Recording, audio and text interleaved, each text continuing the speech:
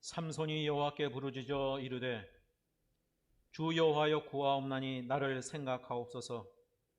하나님이여 구하옵나니 이번만 나를 강하게 하사 나의 두 눈을 뺀 블레셋 사람에게 원수를 단번에 갚게 하옵소서 하고, 삼손이 집을 버틴 두 기둥 가운데 하나는 왼손으로 하나는 오른손으로 껴 의지하고, 삼손이 이르되 블레셋 사람과 함께 죽기를 원하노라 하고 힘을 다하여 몸을 굽히매 그 집이 곧 무너져 그 안에 있는 모든 방백들과 온 백성에게 덮이니 삼손이 죽을 때에 죽인 자가 살았을 때 죽인 자보다 더욱 많았더라. 아멘. 네, 사사기에서 가장 유명한 사사는 기드온과 삼손입니다. 특별히 삼손은 그의 초인적인 힘과 그의 드라마틱한 인생 때문에 여러 번 영화로 제작되기도 했죠. 성경에 나오는 레전드 중에 하나가 바로 삼손이다. 사사기 전체 21장에 걸쳐서 13명의 사사들이 나오는데 그중 삼손에 대해서 기록한 양이 4장이에요. 그러니까 거의 사사기의 20% 가까이 13명 중 1명의 사사인 삼손에게 집중되어 있다는 거죠. 지난주에 기드온을 살핀 데 이어서 오늘은 사사인 삼손에 대한 말씀을 나누려고 합니다. 삼손은 다른 사사들과 달리 나실인이었어요. 13명의 사사들 중에서 유일한 나실인이 삼손이다. 이 나실인이라는 이 단어는 민수기 6장에 나오는 단어로 그 뜻이 구별된 자 또는 분리된 자, 즉 나실인의 의미는 거룩한 자라는 뜻입니다. 민수기 6장을 보면 이스라엘 백성 남녀노소 누구나 일정 기간 동안에, 그것이 30일이든 60일이든 100일이든 일정 기간 자기가 서약을 하고 나실인이 되기로 작정하면 나실인이 누구나 될 수 있습니다. 근데 나실인의 서약을 한 자는 그 기간 동안에 지켜야 될 3가지가 있는데, 첫 번째는 포도주와 독주를 마시면 안 되고, 두 번째는 시체를 가까이 하면 안 되고, 세 번째 머리에 삭도를 대면 안 된다. 머리를 자르면 안 된다, 그거죠. 이 3가지 규정은 한마디로 거룩의 규정이에요. 첫 번째와 두 번째, 즉 포도주를 먹지 않고 또 시체를 만지지 않는 것은 더러운 것으로부터의 분리됨의 거룩, 분리되는 거룩이다, 이렇게 말할 수 있다면, 세 번째 서약인 머리에 삭도를 대지 않는 것은 거룩의 보존이다. 앞에 2개와 다르죠. 앞에는 잘라내는 거지만 이거는 아예 오히려 반대로 그대로 두는 거예요. 잘라내지 않고 그대로 두는 겁니다. 특별히 머리에 삭도를 대지 말라는 것은 삼손과 관련된 것이기에 조금 더 자세히 살펴보려고 합니다. 삼손을 잉태할 마노아의 아내에게 여호와의 사자가 나타나서 이렇게 말씀했어요. 사사기 13장 5절, 보라 내가 임신하여 아들을 낳으리니 그의 머리 위에 삭도를 대지 말라. 이 아이는 태에서 나옴으로부터 하나님께 바쳐진 나실인이 됨이라. 자, 이 머리에 삭도를 대지 말라. 앞에 민수기 6장에 나오는 거죠. 이렇게 얘기해서 민수기 6장은 삭도를 대지 말라 하면서 자기 몸을 구별하여 여호와께 드리는 날이 차기까지 그는 거룩한 즉, 그 서운한 날은 거룩한 날이기 때문에 그의 머리털을 길게 자라게 할 것이며, 그러니까 머리를 길게 자라게 하는 것은 거룩의 문제예요. 그 다음 아랫절인 민수기 6장 7절이 이렇게 말합니다. 이는 자기의 몸을 구별하여 하나님께 드리는 표가, 자기 몸을 구별하여 하나님께 드리는 표가 그의 머리에 있습니다. 머리를 깎지 않고 그대로 두어 길게 자라게 하는 것이 하나님께 자신을 구별하여 드렸다는 거룩한 표가 된다는 거예요. 이 구별된 표라는 이 단어가 히브리어로 네제르라고 하는데, 이게 그 NIV에서는요 분리의 심볼, 상징이다. separation 대한 상징이다. 또 NASB는요, separation to God, 하나님을 향한 분리다. 이렇게 표현을 했어요. 이 네제르라고 하는 이 단어가 민수기 전체에서 6장에만 무려 13번이 나옵니다. 다른 데는 한 군데도 안 나오고요. 민수기 다른 데서는 13번이 나오는데 개역 개정이 전부 구별이다. 이렇게 번역을 했어요. 근데 이 네제르라는 이 구별이라는 민수기에서 사용된 이 네제르라는 단어가 다른 성경에서 구약성에서 사용될 때는요. 개역 번역이나 영어 성경들이 다르게 번역했습니다. 즉 민수기를 제외한 다른 성경 구약 성경에 나오는 네제르의 의미는 제사장의 관, 제사장이 쓰는 관 또는 왕이 쓰는 왕관, 크라운이에요. 그러니까 출애굽기와 레위기에 보면 제사장이 쓰는 관으로 이 네제르라는 단어가 나와요. 레위기 8장을 보면은요, 아론과 아들들에게 제사장의 옷을 입히는 과정에서 이런 말을 해요. 그의 머리에 관을 씌우고 그 관 위에 전면에 금패를 붙이니 이는 곧 거룩한 관이다. 거룩한 네제르다. 제사장이 쓰는 관. 그게 오늘 사사기가 말하는 머리에 긴 것. 왕의 제도가 생긴 것이 사무엘하 이하인데 열왕기하, 역대하, 시편에 보면요, 왕이 쓰는 왕관으로 이 네제르가 나옵니다. 역대하 23장 11절에 보면 요아스를 왕으로 세우는데 무리가 왕자를 인도하여 내어 면류관을 씌우며 율법책을 주고 왕으로 삼을세. 면류관을 씌운다 할 때 면류관이 네제르예요. 즉 긴 머리카락은, 나시린의 긴 머리카락은 제사장에 쓰는 관과 같은 것이며 왕이 머리에 쓰는 크라운, 왕관과 같은 것으로 그 의미는 하나님께 속한 자다.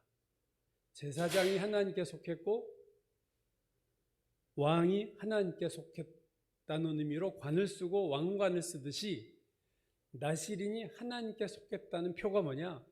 머리에 네제르. 하나님께 속했다는 표, 그게 머리를 길게 하는 거예요. 그래서 나시린의 긴 머리는 제사장의 관이나 왕의 왕관과 같은 의미로 구별된 사람이다. 이 사람은 하나님의 사람이다 라고 하는 객관적인 표예요. 나시린이 거룩한 자라고 제가 앞에서 말씀드렸는데 포도주와 시체를 멀리하는 더러운 것으로부터의 분리되는 거룩, 그 거룩의 규정이 두 개가 있다면 하나는 하나님께로 나아가는 거룩, 하나님께 속했다는 거룩, 그게 머리를 기르는 겁니다. 제가 여러 번 말씀드리죠. 포도주와 시체를 만지지 않는다는 것은 마이너스에서 제로까지 오는 거예요. 0까지 오는 겁니다. 머리를 기르는 것은 제로에서 플러스 영역으로 거룩의 두 영역 중에서 마이너스를 없애주고 제로까지 끌고 오는 것이 포도주와 시체를 만지지 않는 거라면 머리를 기르는 서약은 규정은 그를 하나님께로 가까이 가게 하는 거룩이다. 우리가 자유를 말할 때도 무엇으로부터의 자유가 있고 무엇으로의 자유가 있잖아요. 즉 출애굽에서 애굽으로부터의 자유가 있죠. 애굽을 떠났어요. 근데 애굽을 떠났는데 광야에서 살 거냐? 아니잖아요. 가나안으로 가야 되잖아요. 가나안으로의 자유입니다. 애굽으로부터의 자유 플러스 가나안으로의 자유가 있듯이 거룩도 세상으로부터의 분리되는 거룩이 있고 하나님께로 가까이 감으로 생기는 거룩이 있는 거예요. 오늘 나실의 세 가지 규정은 이 둘을 다 포괄적으로 해서 첫 번째 포도주와 시체를 만지지 않고 먹지 않는 것은 분리됨의 거룩이라면 머리에 삭도를 대지 않고 기른다는 것은 하나님으로 향하는 거룩, 하나님의 사람이라는 표시의 거룩이다. 그게 머리를 길게 하는 거예요. 그러면 삼손의 일생을 보면은요, 마노아, 그의 아버지가 아이가 없었어요. 근데 그의 아내에게 여호와의 사자가 나타나서 이제 네가 임신을 할 거다 하면서 사사기 13장 5절에서 이렇게 말했습니다. 보라, 내가 임신하여 아들을 낳으리니 그 머리에 삭도를 대지 말라. 이 아이는 태에서 나옴으로부터 하나님께 바쳐진 나실이니라. 그가 블레셋 사람의 손에서 이스라엘을 구원하기 시작하리라. 그러니까 태어날 때부터 나실이네요. 민수기 6장의 나실인의 서약은 일반 사람들이 어떤 기간을 정해놓고 그때만 나실인이 되는 거지만 삼손은 태어날 때부터 죽을 때까지 나실인이다. 그렇게 하나님이 정하고 아이를 주신 거예요. 삼손이 자라기 시작하자 하나님의 영이 임하죠. 사사기 13장 25절 여호와 영이 그를 움직이기 시작하셨다. 여호와의 영이라는 이 표현이 사사기 7번 나오는데 제일 처음 사사인 온니엘에게 한번 나오고요. 기드온에게 한번 임했다는 게 나오고 그 다음에 입다라는 사사에게 임했다라는 것이 나오고 나머지 4번은 전부 삼손에게 관한 표현으로 나옵니다. 사사기 13장 25절 마한네단에서 여호와의 영이 그를 움직이기 시작하셨다. 14장 6절 여호와의 영이 삼손에게 강하게 임하니 그가 맨손으로 사자를 염소새끼 찢는 것 같이 찢었다. 14장 19절 여호와의 영이 삼손에게 갑자기 임하심에 15장 14절 블레셋 사람이 그에게 나올 때 여호와의 영이 삼손에게 갑자기 임하심에 그의 팔 위의 밧줄이 불탄 삼과 같이 손에서 떨어진지라. 여호와의 영이 4번이나 삼손에게 임했어요. 구약 성경 전체에서 사울에게도 하나님의 영이 임했다. 처음 왕이 될 때 임했죠. 구약 성경 전체에서 하나님의 영이 한 개인에게 이렇게 강하게 이렇게 자주 임한 경우는 삼손 외에는 없어요. 삼손은 성령의 사람이었다. 그런데 이런 삼손이 들릴라라고 하는, 영어로는 딜라일라 이렇게 얘기하죠. 들릴라라고 하는 한 여자에게 허망하게 그냥 무너지고 맙니다. 사사기 16장에 보면요, 삼손이 들릴라라는 여자를 사랑하게 되는데 그러자 블레셋 지도자들이 이 들릴라를 유혹해서 많은 돈을 줄 테니까 삼손에게서 그 힘의 비밀을 좀 알아내라. 그래서 계속 들릴라가 삼손을 괴롭히죠. 그 힘이 어디서 나오느냐. 삼손이 얘기 안 하려고 4번이나 다른 걸로 얘기했는데 결국 그게 아닌 거로 이제 드러나고 들릴라가 계속해서 힘의 비밀을 알려달라 하니까 결국 삼손이 그 비밀을 말하기 시작합니다. 사사기 16장 17절 삼손이 진심을 드러내어 그에게 이르되 내 머리 위에는 삭도를 대지 아니하였나니 이는 내가 모태로부터 하나님의 나신이 되었습니다. 만일 내 머리가 밀리면 내 힘이 내게서 떠나고 나는 약해져서 다른 사람들과 같을 것이다.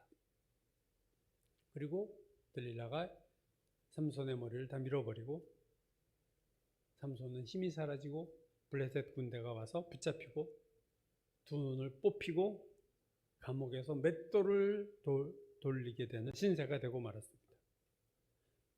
그 후 블레셋 사람들이 이 자기의 그 원수 삼손을 자기에게 넘겨준 것에 대한 감사의 제사로 자기들이 섬기는 다곤 신 전에서 기뻐하며 잔치하는 자리에 삼손을 조롱하기 위해서 끌고 나왔을 때 삼손이 다곤 신전의 주축인 두 기둥 밑에서 있는 힘을 다해서 그 기둥을 밀어버릴 때 그 다곤 신전이 전체가 무너짐으로써 수많은 블레셋 사람과 삼손이 같이 죽는 것으로 삼손의 이야기가 끝납니다.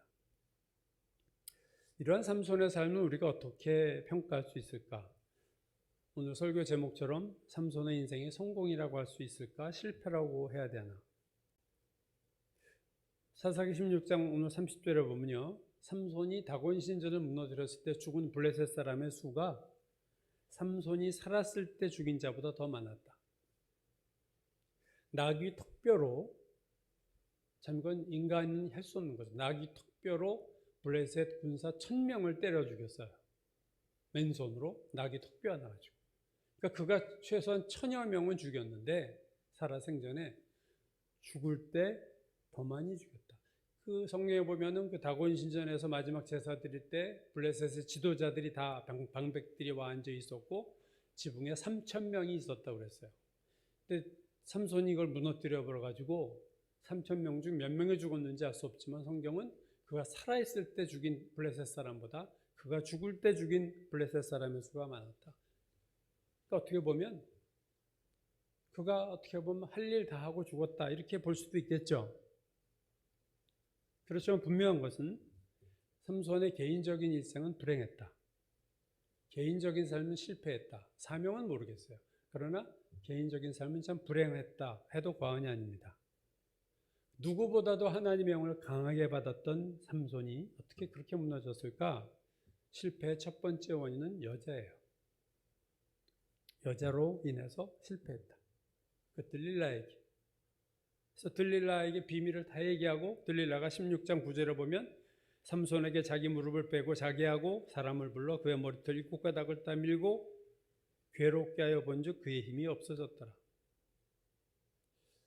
이 들릴라로 인해서 망했지만 사실은 그 이전에 이미 여자 문제가 있었어요. 그는 블레셋 여자랑 결혼을 했습니다. 블레셋은 이스라엘을 괴롭히고 지배했던 민족이고 다곤이라는 우상을 숭배하는 민족이었어요. 그런데 이스라엘의 사사인 삼손이 자기 아내를 블레셋 여자로 선택했다는 거죠.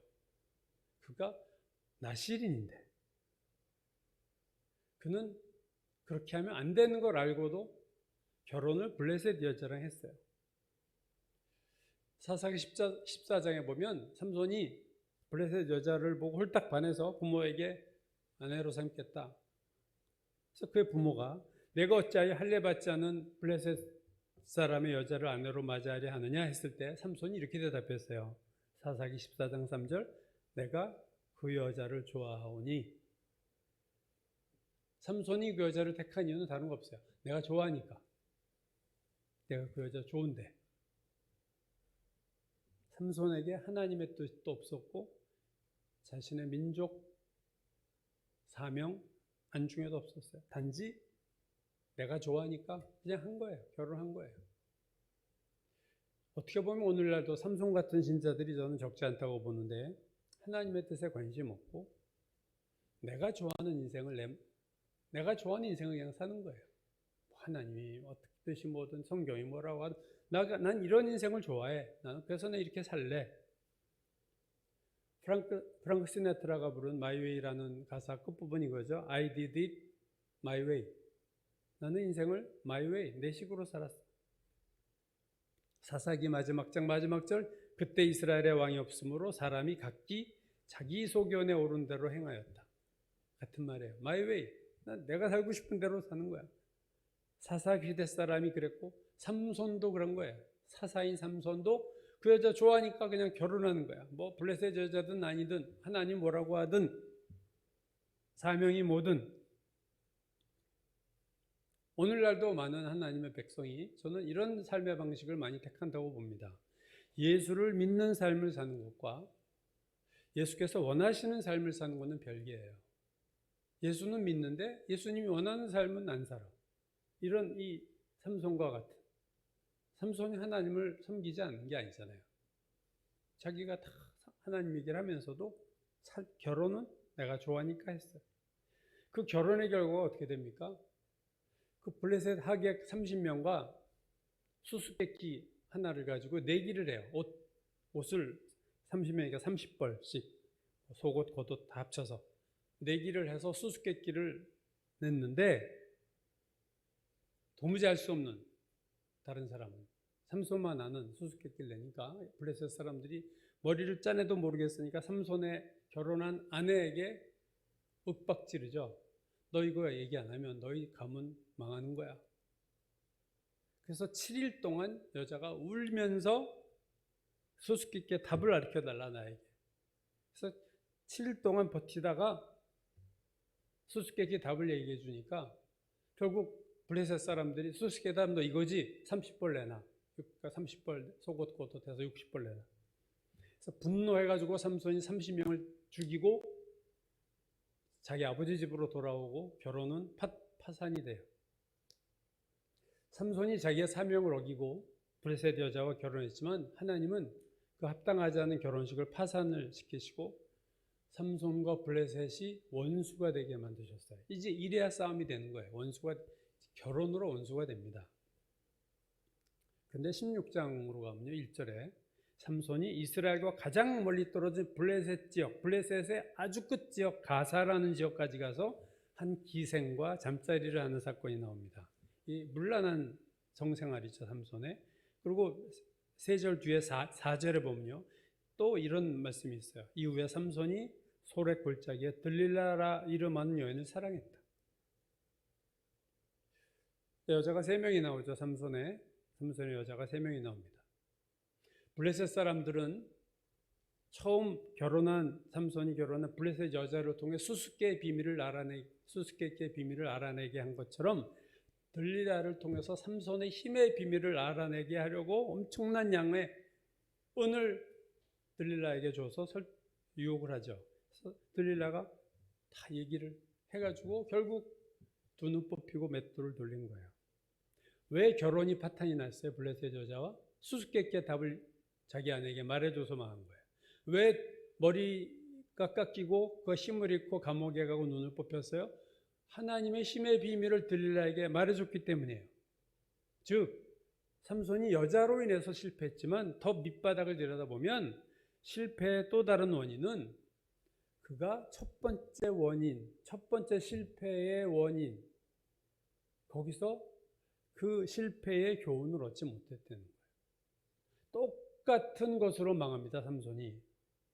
여자로 인해 두 번의 결혼의 실패와 완전히 인생의 실패를 경험하는데 그 실패의 과정이 똑같아요. 여자에게 말하면 안 돼야 될 것을 그가 말해버렸다. 눈물을 흘리는 첫 번째 블레셋 부인 여자에게서 눈물에 약해서 수수께끼 답을 가르쳐준 거기서 실패했을 때 삼손이 교훈을 얻었어야 돼요. 아, 이렇게 하면 안 되겠구나.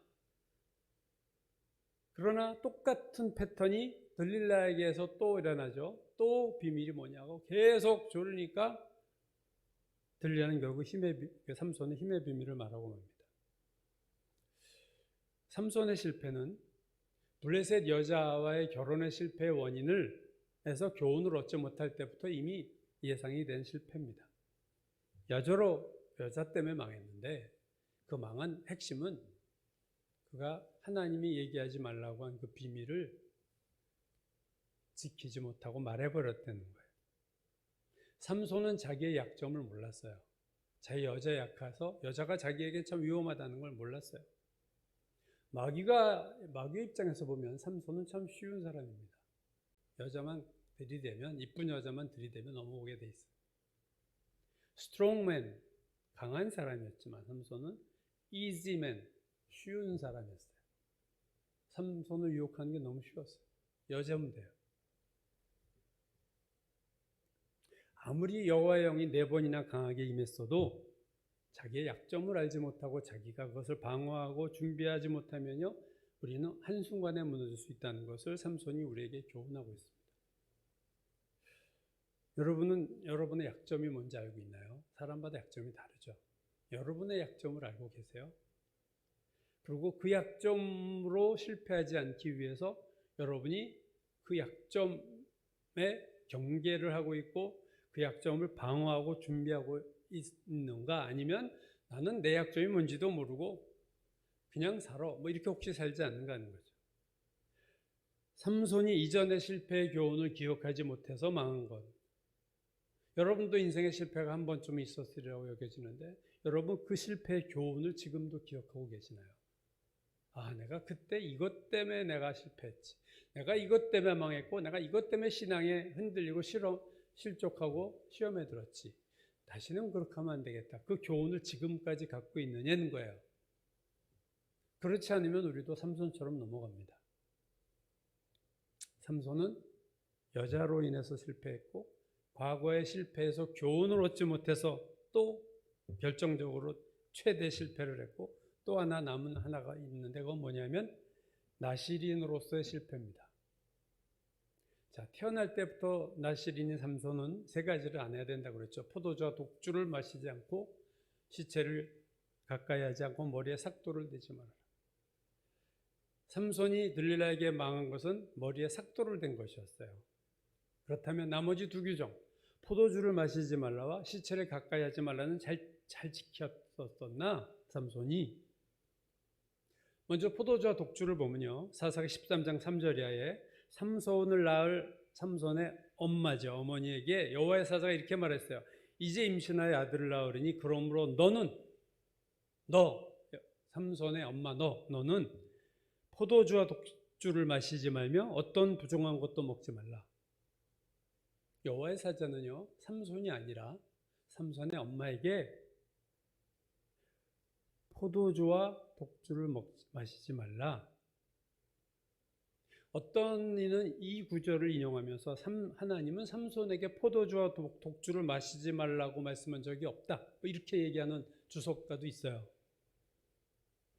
근데 여러분, 그렇게 해석하는 것보다 포도주와 독주를 마시면 안 될 나시린을 낳으려면 엄마인 너도 그 나시린 네 아들처럼 포도주와 독주를 마시지 마, 이렇게 해석하는 것이 더 적절하지 않겠냐는 거죠. 삼손의 엄마도 포도주를 마시지 못하게 했는데 나시린인 삼손은 마셔도 된다? 그런 말이 되나요?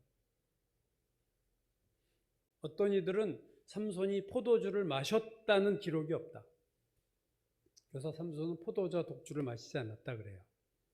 여러분, 상식적으로 생각해 보면 블레셋 여자랑 결혼했어요.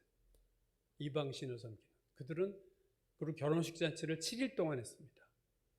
술이 없었겠어요? 이방인들이 술을 안 먹었겠어요? 다곤 신을 섬기는 블레셋 사람들이 포도주를 일주일 동안 만취해서 먹었을 때 삼손만 포도주를 안 먹겠느냐? 에스라 10장 10절에 보면은요, 제사장 에스라가 이스라엘 백성에 이런 말을 합니다. 너희가 범죄하여 이방 여자를 아내로 삼아 이스라엘의 죄를 더하겠다. 이방 여자를 아내로 삼은 게 죄다.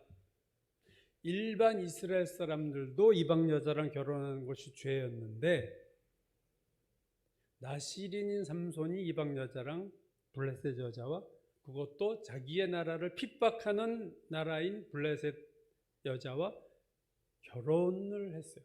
보통 사람, 이스라엘 사람도 짓지 않는 죄를 나시린이 지었는데,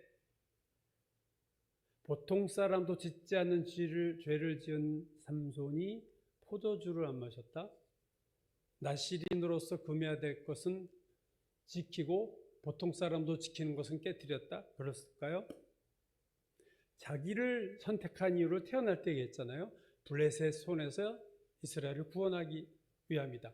블레셋으로부터 이스라엘을 구원하는 사명이라는 것을 부모에게 귀에 못이 박히도록 들었던 삼손이 블레셋 여자랑 결혼했고 그들과의 결혼식 잔치에서 나는 나시린이라서 못 마셔 하고 안 마셨겠느냐는 거죠. 또 한 사건을 보면요, 사사기 16장 1절, 삼손이 가사에 가서 거기서 한 기생을 보고 그에게로 들어갔다. 공동번역, 새번역, 현대인의 성경은요, 기생이라고 하지 않고 창녀라고 그랬어요. 창녀. 현대인의 성경이죠. 어느 날 삼손은 가사로 가서 그곳에 어떤 창녀를 보고 그녀의 침실로 들어갔다. 생각해 보세요. 블레셋 여자와 결혼한 삼손이 7일 연애 동안 포도주를 안 마셨다는 것도 말이 안 되지만, 창녀와 잠자리를 한 삼손이 포도주를 안 마셨다, 이건 더 말이 안 되죠. 포도주를 마셨다는 성경 구절이 없어서 창녀와 잠자리를 같이 한 삼손이 포도주는 마시지 않았다라는 해석은요, 오히려 넌센스입니다.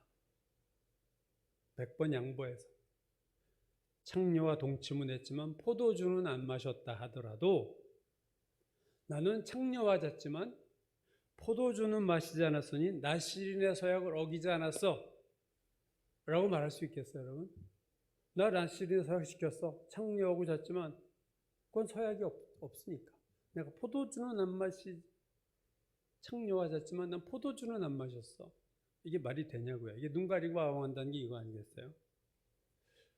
오늘날 수많은 그리스도인 청년들이 다른 여자들과 성관계하면서 나 술, 담배는 안 해. 그러면 신앙이 좋은 청년인가요? 나시린의 규정 3가지 중에 창녀와 자는 규정이 없는 이유는 이 규정을 할 필요가 없는 거예요. 왜? 일반 사람들도 이렇게 안 하니까. 굳이 나시린의 서약에 넣을 수준의 규약 서약도 안 되는 저 하급 번역이었어요. 당연히 지키는 거로 간주하고 요 3가지도 안 돼 했던 것이 나시린의 서약인데, 삼손은 저 밑에 있는 계약 기준 그것도 다 죄를 범한 거죠. 위에 걸 볼 필요가 있나요? 나시린으로 삼손을 부르셨다는 것은 한마디로 평생 거룩하게 살아라, 그럼 너를 통해 내가 능력을 행하리라, 이게 하나님의 뜻이었어요.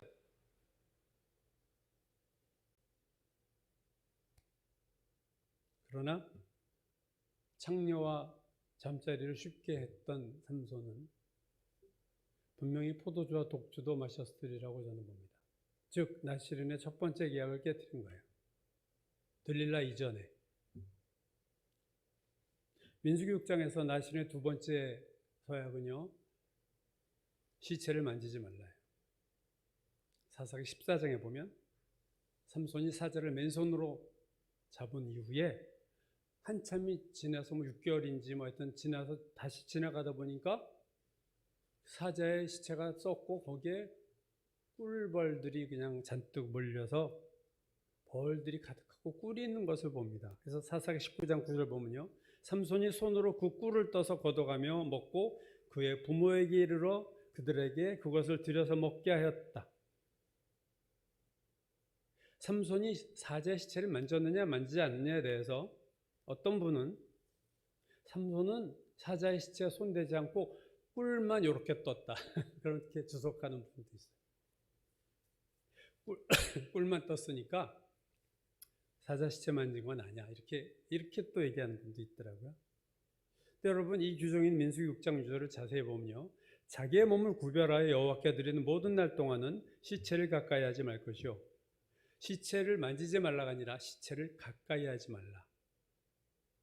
현대인의 성경을 보면요, 자기 몸을 나 여호와께 바쳐 헌신하는 이 기간에는 시체에 가까이 가지 말라. 공동번역과 새번역은요, 가까이 가도 안 된다 이렇게 번역해 줬어요. 그러니까 가지도 말라는 거야. 시체에 뭐 이렇게 시체 위에는 꿀만 만졌다 치사하게 요 위에 거 만졌고 요건 안 만졌다, 그게 아니라 가까이 가지도 마. 꿀이 없었으면 안 갔겠죠. 근데 삼손은 꿀 보고 간 거예요. 여자 보고 갔듯이 꿀? 시체라는 생각도 없이 생각은 했던 것 같아요. 어떤 이는요 이걸 또 이렇게 해석합니다. 나시린의 규약은 사람의 시체만 손을 대지 말라고 한 거지 동물의 시체를 만지지 말라는 말씀은 없다. 참 재밌어요. 저는 이렇게 제가 설교할 때 다 내가 어떤 방향을 정한 다음에 주석으로 팩트 체크를 해보는데 보니까 그렇게 얘기하는 분이 있어요. 동물의 시체 만지지 말라고 하는 법은 없었다.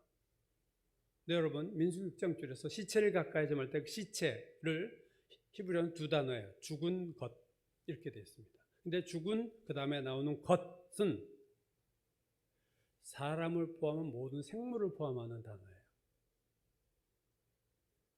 레위기 11장 10절에서 이 단어가 이렇게 사용됐어요. 물에서 사는 모든 것. 네. 이게 지금 시체 죽은 것 할 때와 물에서 사는 모든 것 할 때 그것이 같은 단어인데 NIV 성경에서는요 creatures, 생물이라고 번역했고 킹 제임스 버전은 그냥 things, 물건들 이렇게 얘기했어요. 그러니까 죽은 것들, 킹 제임스는, NIV는 생물들. 생물에는 사람만 포함되나요? 다 포함되죠. 사자, 물고기 그런 거 만지지 마. 이게 민수기 6장 6절의 규약입니다. 그러니까 나시린에게 그것이 사람이든 동물이든 죽은 시체, 죽은 것을 가까이 하지 말라는 것은 그것이 부정한 것이기 때문에 그런 거예요. 죽었다는 데 의미가 있지 죽었기 때문에 죽은 것은 손대지 마라 하는 거지 그것이 사람은 안 되고 동물은 된다. 오히려 사실은 그렇게 따지면 거꾸로 얘기하죠. 부모가 죽었는데 사람은 만지되 동물 죽은 거 만지 이렇게 해야 도리지. 근데 성경 보면은 부모도 죽었을 때 만지지 말라 사실은 그 기간 동안에 그거예요. 사사기 16장 9절을 보면요, 삼손이 손으로 꿀을 떠가지고 와서 자기도 먹고 부모에게 먹게 하면서 그 다음에 이렇게 얘기했어요. 그 꿀을 사자의 몸에서 또 떠왔다고는 알리지 아니하였더라. 부모에게 이 꿀이 어디서 왔는지 그 사자 시체에서 가져온 거야 라고 말을 안 했어요. 어떤 주석가는요 삼손이 과묵해서 그렇다. 그게 과묵하다기보다는 이거 얘기하면 부모가 난리 날 거 아니야. 너 나시린인데 죽은 거 사자에게서 꿀을 떠와 또 논쟁이 생길까 봐 아예 얘기 안 한 거겠죠. 그게 너 자연스럽지 과묵해서 얘기 안 했다? 난 그런 주석을 하는 게 도무지 이해가 안 돼. 이제 정리해보면요. 삼손의 실패는 들릴라하고는 여자에 빠져서 태어나고 한 번도 칼을 대지 않았던 머리카락을 다 잘림으로 힘을 잃었기 때문에 막 실패한 거예요. 즉 나시린의 규약 중에서 머리에 삭도를 대지 말란 규정을 그가 어긴 거죠. 그러나 삼손은 그 규정 어기기 전에 이미 다른 나시린의 서약도 다 어겼어요. 포도주와 독주도 마셨고 시체에서 꿀도 떠왔고, 즉 삼손은 들릴라에게서 머리카락을 잘림으로 한 번에 무너진 것 같지만 이미 이전에 점진적으로 무너져 있었다. 이미 그는 황폐해져 있었어요. 그의 건강이 어떤 결정적인 병으로 될 때 그 전에 이미 무너져 있는 몸에 그런 병이 오면 그냥 가는 거잖아요. 그런 꼴이에요. 또 삼손은 들릴라에게 무너지기 전에 이미 블레셋 여자를 결혼도 했고 블레셋 창녀와도 동침을 했어요. 그는 이미 여자 문제에 있어서 이미 다 타락했었어요. 삼손의 생각은 그거였던 것 같아요. 이 머리카락은 내가 지킬 거다. 그러니까 들릴라가 자기 머리카락 자르기 전까지 삼손은 이 머리카락 하나 지키려고 그냥 버텼지만 그 외의 영역에서 이미 자기가 타락했다는 걸 본인이 모르는 거예요. 머리카락 하나만 가지고 그는 싸웠어요. 그것마저도 마지막 결국 그 비밀을 들릴라에게 말해가지고 망했지만, 머리털을 깎인 다음에 블레셋 군대가 들이닥쳤을 때 잠이 깬 삼손에 대해서 사사기 16장 20절이 이렇게 말합니다. 삼손이 잠을 깨며 이르기를 내가 전과 같이 나가서 몸을 떨치리라 하였으나 여호와께서 이미 자기를 떠나신 줄을 깨닫지 못하였더라. 하나님 이미 떠났는데 본인이 모르고 있어요. 하나님은 삼손의 죄를 끝까지 참으셨지만 마지막 들릴라에게 머리카락을 잘리는 그것을 보고 떠나신 거예요. 건물이 무너질 때 우르르 하고 한순간에 무너지지만 이미 사실은 그 전에 건물이 내부적으로 수많은 균열이 있었던 거죠. 멀쩡한 집이 한순간에 무너지는 법은 없어요. 폭탄 맞지 않으면. 이미 속에서 수많은 보이지 않는 균열이 있었고 수많은 작은 무너짐들이 건물에 있었는데 뭐가 툭 치니까 와르르 이렇게 무너지는 거예요. 삼손도 이렇게 무너진 겁니다. 그리고 우리도 이렇게 무너질 수 있어요. 한 사람의 좋은 신앙이 갑자기 무너지지 않아요. 신앙은 조금씩 무너집니다. 이건 우리가 참 명심해야 돼요. 세계적인 지휘자이자 피아니스트인 레너드 번스타인이 유명한 말을 했어요. 내가 하루를 연습하지 않으면 내가 안다. 내가 이틀을 연습하지 않으면 내 아내가 안다. 내가 3일을 연습하지 않으면 총중이 안다 그랬어요. 즉 자기의 실력이 떨어졌다는 것을 누가 제일 먼저 한다는 거예요? 자기가 아는 거예요. 하루만 연습 안 하면 내가 알아. 내 실력이 떨어졌구나. 이틀 연습 안 하면 아내가 당신 피아노 소리가 이상해. 그 수준도 대단한 아내지만 3일 연습 안 하면 연주회 때 총중이 안 되는 거예요. 여러분 신앙에 대해서 여러분 어떠세요?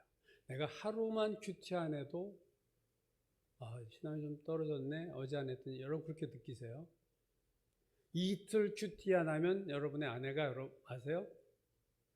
당신 신앙이 좀 그런 것 같아? 그렇게 얘기합니까? 사흘 큐티 안 하면 교인들이 하는 거예요. 목사가 사흘 큐티 안 하면 교인들이. 하루 기도하지 않으면 내가 알고, 이틀 기도하지 않으면 가족이 알고, 3일 기도하지 않으면 남이 알아요. 혹시 큐티나 기도 하루 안 해도 모르고, 한 달 안 해도 모르고, 1년 안 해도 모르고 살지 않으세요? 그런 영적인 민감성이 있기가 어렵습니다. 우리가 정상적이라면 내 신앙의 무너짐을 내가 먼저 알아야 돼요. 그 집에 사는 사람이 먼저 알아야 되는 거예요. 집이 어떻게 되는 거는 내가 먼저 알아야 되는데 이상하게 영적인 부분은요 본인이 마지막에 하는 경우가 많습니다. 남이 먼저 알고 본인이 끝까지 자기가 몰라. 그럼 우리는 너무 뉴스에서 많이 보잖아요. 마태복음 7장 22절 제가 여러 번 인용하지만 그날에 주님이 재림하셔서 심판하시는 그날에 많은 사람이 내게 이르되 주여 내가 주의 이름으로 선지자 노릇하며 많은 권능을 행하며 귀신을 쫓아내지 않았습니까? 자신의 신앙이 잘못됨을 많은 사람들이 언제 한다고요? 그날에. 그날에 많은 사람이. 한두 명이 아니야. 이건 여러분 사실이에요. 미래에 일어날 이미 팩트예요. 수많은 사람이 그날에 주님 왜 저를 모른다고 하세요? 제가 주를 위해서 이렇게 살았고 되게 신앙생활 잘하는 줄을 언제까지 한다고요? 죽을 때까지 그렇게 자기 신앙을 잘했다고 죽어요. 난 주를 위해서 살았어. 이러고 죽었는데 주님 앞에 서니까 난 너 모르겠다. 주님 제가 주의 이름으로 귀신 쫓아내고 주의 이름으로 많은 일을 했고 봉사되고 주님 저 아무개 모르세요? 번스타인은 하루만 연주 안 해도 자기가 자기 실력 떨어진 걸 알았지만 우리는 평생 내 신앙이 바닥치고 있는 걸 모를 수도 있다는 걸 아셔야 됩니다. 많은 사람이 그날에 할 때 여러분 내가 거기에 난 전혀 포함되지 않는다고 장담할 사람 있나요? 없습니다. 오히려 장담하는 사람이 이미 포함된 거야. 두려운 겁니다, 여러분. 그날에 많은 사람이 나에게 주여, 주님이라고 부르잖아요. 주여 주여 하는 사람이에요, 늘. 교회 다니는 사람이에요. 예배 드리는 사람이에요. 그날에 많은 사람이 그렇게 된다는 거예요. 여러분 오늘 우리는 우리 자신을 돌아봐야 됩니다. 삼손을 보는 게 아니라 나를 봐야 돼요. 내 신앙도 조금씩 무너지고 있지 않는가? 내 신앙의 건물에 누수 현상이 지금 조금씩 일어나고 있지는 않은가? 여러분 우리 집이 뭔가 어디 잘못된 거 이렇게 살펴봐야 알지. 그냥 무감각하게 살면 몰라요. 우리 신앙, 나의 신앙을 살펴보셔야 됩니다. 나 신앙 잘하고 있어? 이 코로나 시대에 내가 정말 신앙생활 잘하고 있는가? 지난주에 기드온의 올무에 대한 말씀을 나눴어요. 기드온의 올무는 금의 벗을 만든 것은 자기 이름을 기억하고 자기를 높이려고 하는 이생의 자랑이었다. 그렇게 제가 말씀했죠. 오늘 삼손의 경우는요. 올무는 여자요, 술이요, 육신의 정욕이요, 안목의 정욕이었습니다. 사람마다 올무가 다 달라요. 기드온에게는 이생의 자랑이었지만 삼손에게는 육신의 정욕, 또 눈, 안목의 정욕이었습니다. 여러분 사사기 14장 1, 2절 보면요. 이런 구절이 나요. 삼손이 딥나에 내려가서 거기서 블레셋 사람의 딸들 중에서 한 여자를 보고 올라와서 부모에게 내가 딥나에서 블레셋 사람의 딸 중에서 한 여자를 보았사오니 그를 맞이해서 내 아내로 삼게 하소서. 그 여자를 한 여자를 보고 한 여자를 보았사오니 이 안목의 정욕입니다. 여러분. 16장 사사기 1절 삼손이 가사에 가서 거기서 한 기생을 보고 또 봤어요. 또 한 기생을 보고 한 블레셋 여자 중에서 수많은 여자 중에 한 여자를 보고 이쁜 여자 하나 보고 창녀 하나를 보고 우리가 눈으로 죄를 참 많이 짓죠. 우리가 눈 쇼핑, 아이 쇼핑만 한다고 하지만 그게 아이 쇼핑만 되나요? 눈으로 보고 나중에 사게 되지. Out of sight, out of mind라는 영어 속담이 있어요. 눈에 보이지 않으면 마음에서도 멀어진다. 거꾸로 말하면요. 자주 보면 마음에서도 가까워진다. 삼손은 여자를 보면 죄를 졌어요. 이쁜 여자 보면 들릴라를 보면 한 기생을 보고 블레셋 여자 하나를 보고 이브도 창세기 3장 6절 그 나무를 본즉 먹음직도 하고 보암직도 하고 지혜롭게 하고 탐스럽다. 삼손이 블레셋 사람들에게 잡힌 다음에 그들이 두 눈을 뽑아버렸습니다. 영화 1949년에 나온 빅다마초 주연의 그 삼손과 데리라, 거기 데리라라고 번역했죠. 데리라 영화 보면요. 삼손이 정신 차리고 머리 다 잘린 채로 깨어났을 때 영화에서는 뜨거운 인두불을 가까이 대서 눈을 익혀버리는 거죠. 뽑지 않고. 그래서 인두불이 다가올 때, 클로즈업 될 때 삼손이 하나님께 하는 기도가 있어요. 영화에서 하는 기도예요. 성경에 안 나오죠. 삼손이 이런 기도를 합니다. 주님, 제가 그동안 제 눈을 주님으로부터 턴어웨이, 멀리 하고 주님을 쳐다보지 않고 원수의 여자들을 쳐다보았습니다. 영어로 하면요, 원수의 창녀들을 쳐다보았습니다. 이제 주께서 제 눈을 가져가시니 제가 또다시 선명하게 주님을 볼 수 있게 하소서. 참 눈물 나고 안타까운 장면이에요. 눈이 있을 때는 내가 이 눈으로 주님을 쳐다보지 않고 이방 여자들, 원수의 여자들을 바라봤지만 이제 주님 제 눈을 가져가시니 이제 제가 다시 한번 순수했던 옛날처럼 주님만을 분명히 선명하게 보게 하소서. 찬송가 가사 중에도 그런 게 있죠. 육신의 눈 못 볼 때에 신령한 눈도 밝히사 저 전성문 보게 하니 참 기쁜 복 내 것일세. 참 인간이 육신의 눈이 멀어야 영의 눈이 뜨는지 모르겠어요. 왜 꼭 망해야 하나님을 찾는지 모르겠어요. 안타까운 죄인의 모습이요, 우리 자신의 모습입니다. 왜 우리는 더 일찍 정신을 차리지 못할까? 왜 삼손이 두 눈이 뽑히기 전에 주님을 바라보지 못했을까? 왜 자꾸 죄된 것만 쳐다보다가 멀쩡할 때는, 건강하고 정말로 하나님이 축복했을 때는 세상 바라보다가 쫄딱 망한 다음에 주여 하고, 왜 우리는 그렇게 그 패턴, 사사기의 패턴을 따라 살아야 되느냐? 한 젊은 재상이 왕에게 물었습니다. 어떻게 하면 시험에 들지 않고 맡은 일을 잘 감당할 수 있겠습니까? 하고 묻자 왕이 이렇게 말했어요.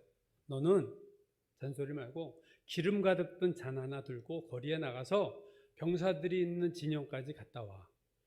기름을 쏟거나 1시간 안에 돌아오지 않으면 내가 너를 엄벌에 처하겠다. 네 뒤에 내가 칼든 군사들 보낼 테니까 너 기름에 요거 잔 채운 기름을 쏟으면 안 되고 또 너무 늦게 돌아오면 안 돼. 1시간에 돌아와라. 젊은 재상이 땀을 뻘뻘 흘리며 기름을 쏟지 않은 잔을 들고 제시간에 도착했어요. 왕이 물었습니다. 너 길모퉁이에서 구두 가게 봤냐? 아니요. 쌀 파는 가게 봤냐? 못 봤습니다. 가구 점은 봤냐? 죄송합니다. 기름을 쏟지 않으려고 정신을 집중하느라 아무것도 보지 못했습니다. 그때 왕이 이렇게 말했어요. 그래, 맡은 일에 충성하다 보면 시험에 들 겨를이 없느니라. 기름이 든 잔만 쳐다보고 돌아다니다 보니까 아무것도 안 본 거죠. 하나님을 바라보지 않는 그리스도인은 세상 바라보게 되어 있습니다. 그건 뻔해요. 그가 이전에 어떤 신앙생활을 했든 상관없는 거예요. 사명감 잃은 그리스도인은요, 세상적으로 살게 돼 있어요. 그러다가 마귀의 시험에 들고 올무에 걸리는 거예요.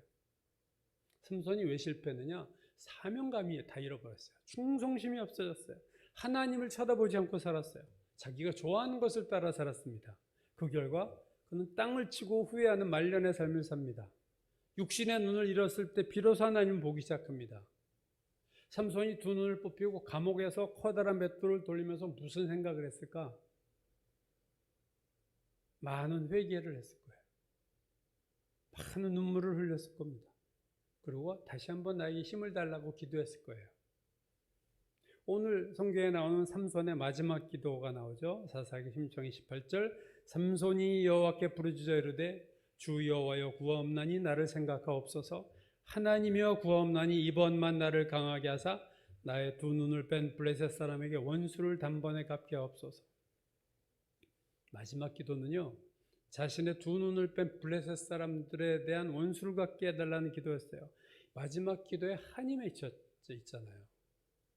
그의 마지막 인생이 한이 맺힌 거예요. 하나님, 내 눈을 빼버린 이 블레셋 사람들의 원수를 갚게 하옵소서. 사명감이 아니라 내 원수를 갚고 싶었던 거예요. 그만큼 그가 힘들었던 거죠. 참으로 아이러니컬한 것은 삼손의 이야기를 보면서 하나님이 가장 거룩하게 살라고 나시린으로 부른 삼손이 가장 더러운 삶을 살았다는 거예요. 보통 사람보다 타락한 삶을 살았다는 거예요. 가정이지만 만약에 삼손이 나시린의 삶을 평생 지키며 살았으면 어떻게 됐을까? 사사기가 다르게 쓰여졌을 거예요. 그가 성경에 기록된 현재 이 모습보다 더 많은 일을 했을까는 모르겠어요. 그렇지만 성경에 나오는 것처럼 비참한 최후를 맞이하지는 않았을 거예요. 우리가 하나님께 순종하는 삶을 살 때 고난이 없다고 할 수는 없습니다. 그러나 불순종할 때와 같이 비참한 삶을 살게 하시진 않으세요. 삼손은 비참한 삶을 살잖아요. 이게 주를 위한 고난도 아니잖아요. 하나님께 순종하는 삶을 살면 고난이 올 수도 있지만 대부분은 보통의 경우는 축복을 하십니다.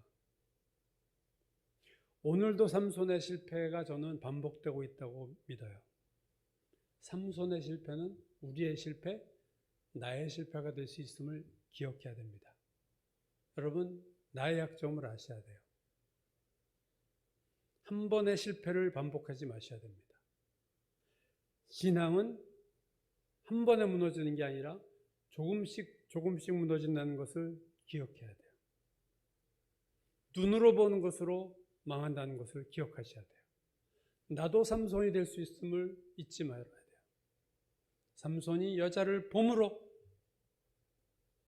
조금씩 무너져서 결국 큰 무너짐으로 그의 인생이 망가졌다는 것을 기억해야 됩니다. 제2의 삼손이 나오지 않기를, 우리의 삶이 삼손과 같이 되지 않기를, 그것이 사사기에서 삼손을 4장에 걸쳐서 하나님께서 길게 우리에게 주신 이유인 줄로 믿습니다.